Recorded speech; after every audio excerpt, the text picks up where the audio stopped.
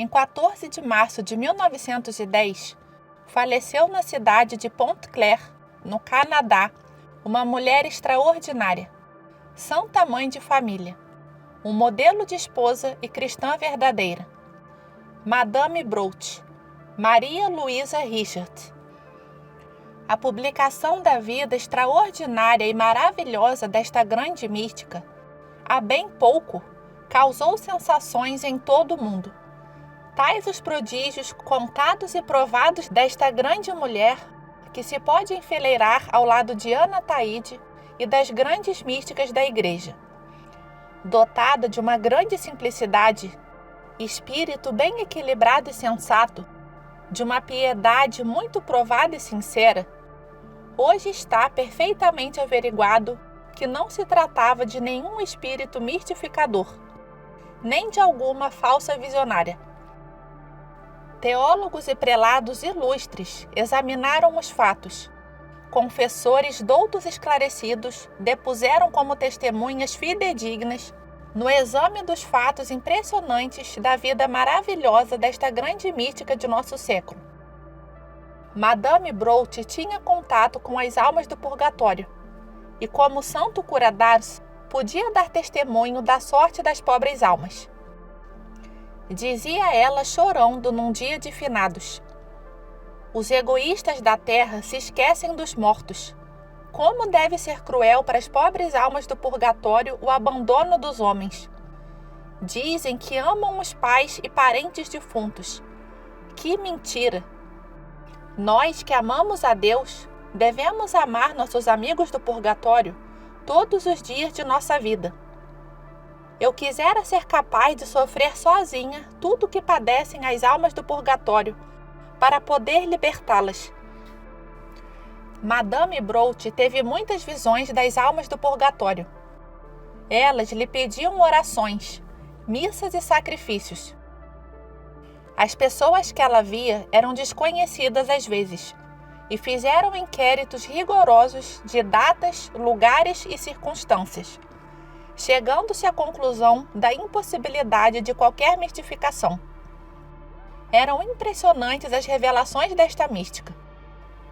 Em 1905, uma religiosa acompanhada de outra foi visitar Madame Broach. Não quero visitar esta louca, disse a mestre de noviças. Oh, minha irmã, não diga assim. Madame é tão equilibrada e santa, tão discreta e humilde. Afinal, tiveram uma entrevista com ela. Foi uma palestra amável e singela. Depois de alguns instantes, Madame Broach chamou a irmã e lhe disse: minha irmã, a senhora não reza mais por seus parentes falecidos? Meus parentes morreram há muito tempo e eram muito bons. Devem estar no céu. Sim, vosso pai e vossa mãe estão no céu. Um irmão, porém, morreu repentinamente em tal lugar e tal data. E um sobrinho. E a senhora nunca mais rezou por eles. É preciso dizer ao sobrinho que vai se ordenar que diga logo algumas missas por seu tio. A religiosa pasmou diante do que ouvira. Era impossível que Madame tivesse tido informações tão fiéis de seus parentes.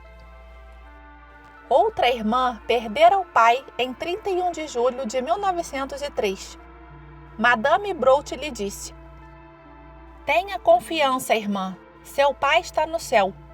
Tinha ele uma grande devoção à Santíssima Virgem.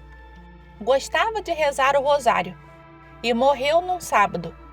Naquele sábado mesmo, Nossa Senhora o fez entrar no céu. Ela nunca ouvira falar deste homem, e não lhe era possível conhecer tal pessoa.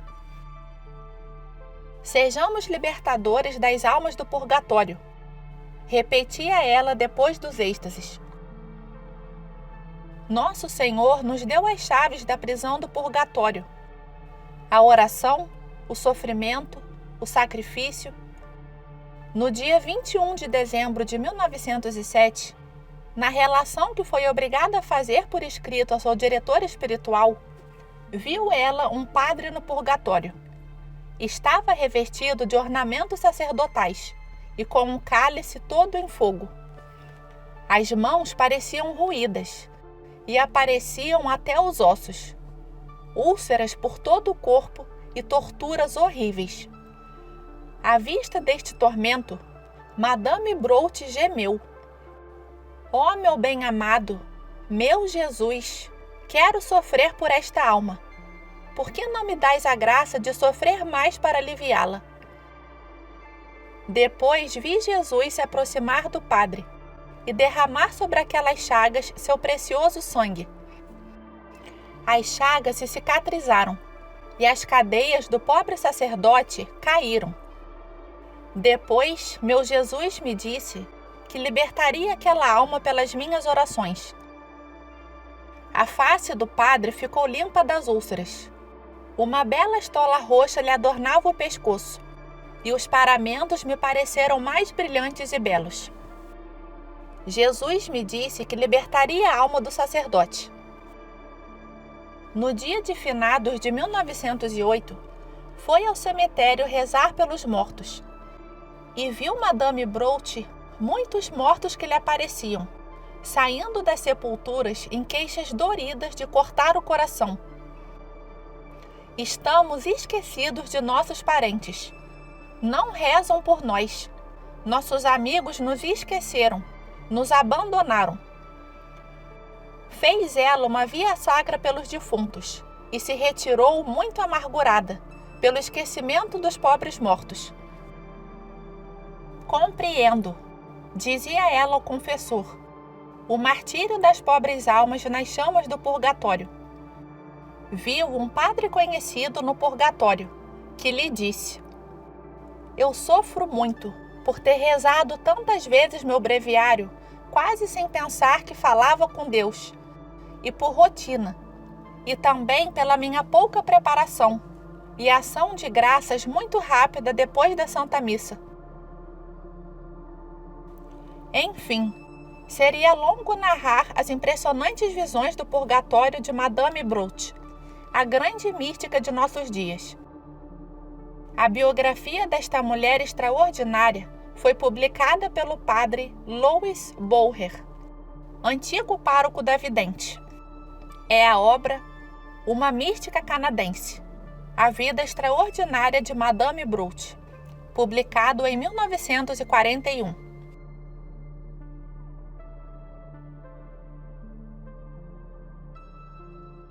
Ninguém pode, logo a priori, recusar a possibilidade das aparições das almas do purgatório aos vivos na Terra. Estas espécies de aparições não são raras e não faltam na vida dos santos. Há fatos documentados e muito bem provados, com testemunho de teólogos. Basta-nos citar estes: o Cônego Ribet, na sua Mystique Divine. Deus permite estas aparições para consolo dos vivos e para excitar a compaixão, instruir e despertar a ideia da severidade dos juízos de Deus contra faltas que julgamos muito leves.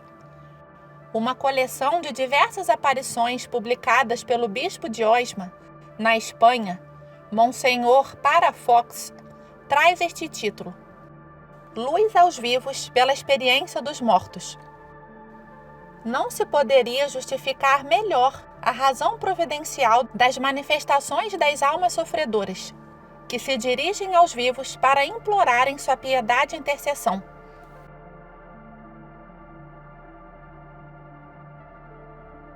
A autenticidade do manuscrito do Purgatório não pode ser posta em dúvida. Teve testemunhas certas de pleno acordo, e os fatos foram bem examinados. Uma religiosa de um convento, Irmã Maria da Cruz, falecida em 2 de maio de 1917, ouviu junto dela de repente, em novembro de 1873, uns gemidos muito prolongados. Assustada, exclamou: quem é que me faz assim tanto medo? Que não apareça, mas me diga quem é. Nenhuma resposta. E os gemidos se aproximavam cada vez mais. A pobre irmã multiplicava orações, vias sacras, comunhões, rosários, e os gemidos não cessavam, e cada vez mais misteriosos. Finalmente, no dia 15 de fevereiro de 1874, uma voz muito conhecida se fez ouvir. Não tenhais medo.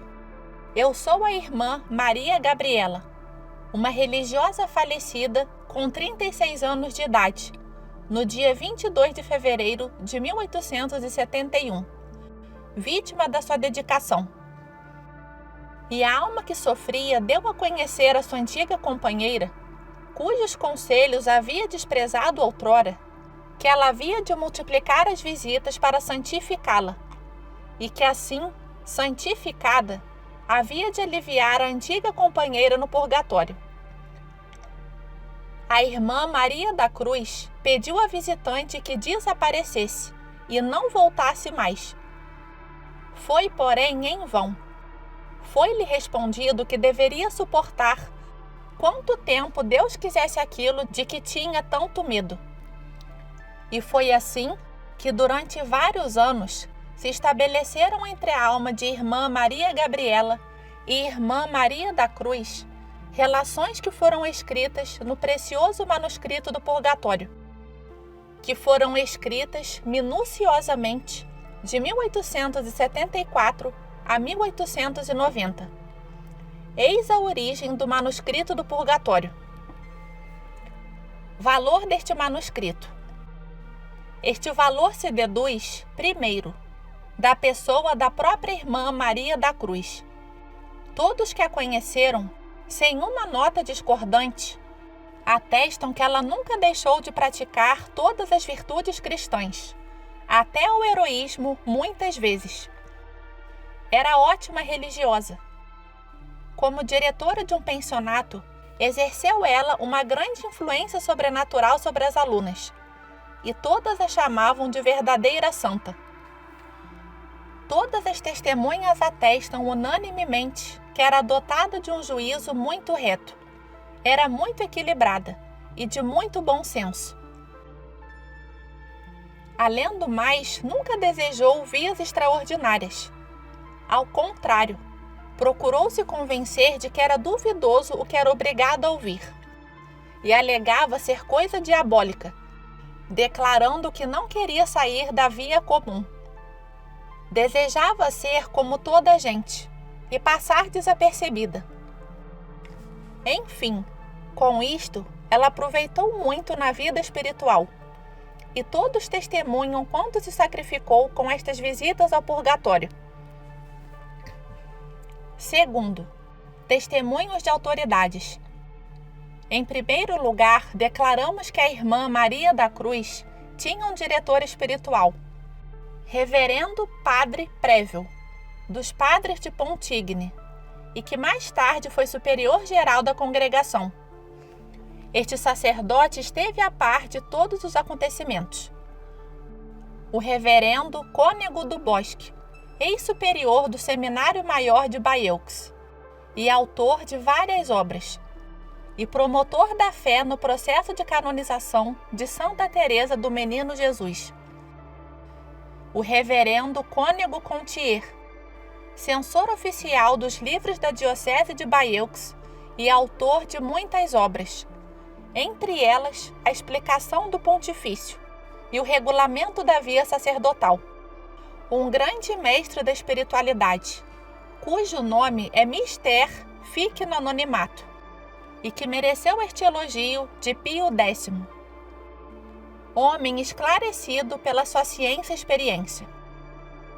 Depois de maduro exame destes manuscritos, estes mestres não hesitaram em declarar que o manuscrito nada continha contra os ensinamentos da fé e estava de perfeito acordo com os princípios da vida espiritual e podia edificar muito as almas. Além disso, notaram que a irmã Maria da Cruz não possuía imaginação viva e perigosa para se iludir facilmente. Ela considerava estas aparições um verdadeiro castigo, e nelas não se comprazia, Pedi a Nosso Senhor que a libertasse destas visitas que importunavam. Todos se impressionam bem. Primeiro, a grande lição de caridade cristã que contém. A irmã falecida tinha feito sofrer muito a irmã Maria da Cruz, e a ela justamente veio pedir socorro depois de morta, para se livrar do purgatório. Segundo, quanto mais vivas eram as luzes adquiridas pela irmã Maria da Cruz, tanto mais se purificava a irmã falecida e progredia na santificação irmã Maria Gabriela. Finalmente, os teólogos que foram consultados deram o seu parecer de que o manuscrito tinha o selo de uma perfeita autenticidade e, por conseguinte, tinha pleno valor, quer quanto à autenticidade, quer quanto à sua origem.